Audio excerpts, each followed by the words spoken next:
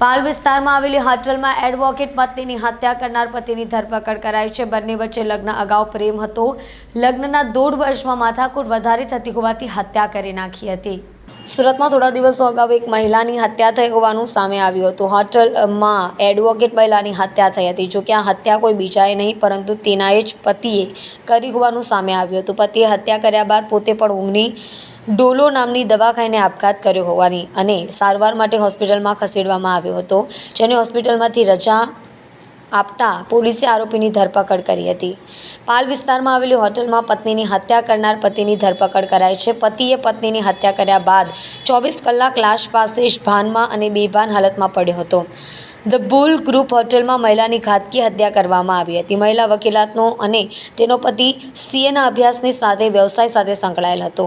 જોકે બંને વચ્ચે લગ્ન અગાઉ પ્રેમ પણ હતો અને લગ્નના 1.5 વર્ષમાં માથાકૂટ વધારે થતી હોવાથી હત્યા કરી નાખી હતી। પોલીસ અધિકારીએ કહ્યું, રોહિત કાટકરે લવ મેરેજ કર્યા હતા।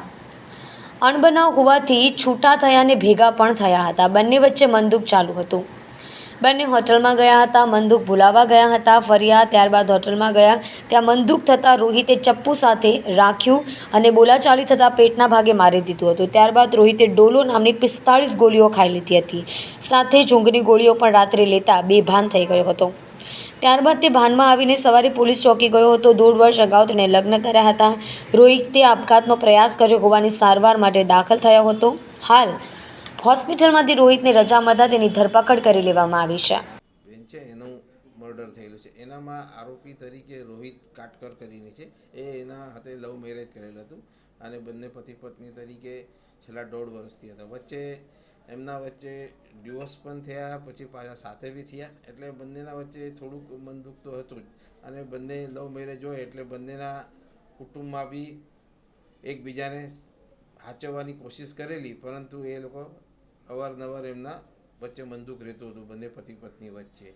એટલે ગયા આ જે ખૂન થયું ત્યારે આ કામના આરોપી અને મરણ જનાર બેન બંને ભેગા થયેલ। એ લોકો પાલ વિસ્તારમાં કોઝવે બાજુ ફર્યા બી અને ફર્યા પછી એ લોકો હોટલમાં રૂમ બુક કરી અને ત્યાં રહ્યામાં વચ્ચે ત્યાં પણ એમના વચ્ચે મનદુખ થયેલ અને આ કામના જે આરોપી છે રોહિત, એનું જે સ્ટેટમેન્ટ લીધું એ આધારે એને પોતે એક ચપ્પુ પણ સાથે રાખેલું હતું અને એ લઈને જે રૂમમાં પછી ગયેલો અને બંને વચ્ચે મારા એમ થોડું બોલાચાલ વિવાદ થયેલો એટલે એને ચપ્પુ જે હતો એકબીજા પેલા બેનના હાથમાં હતો, પછી આ બે હાથમાંથી લઈને એના પેટમાં ભાગે 2 વખત મારી દીધેલ છે, જેથી કરીને એના આંતરડા બેનના બહાર આવી ગયેલા।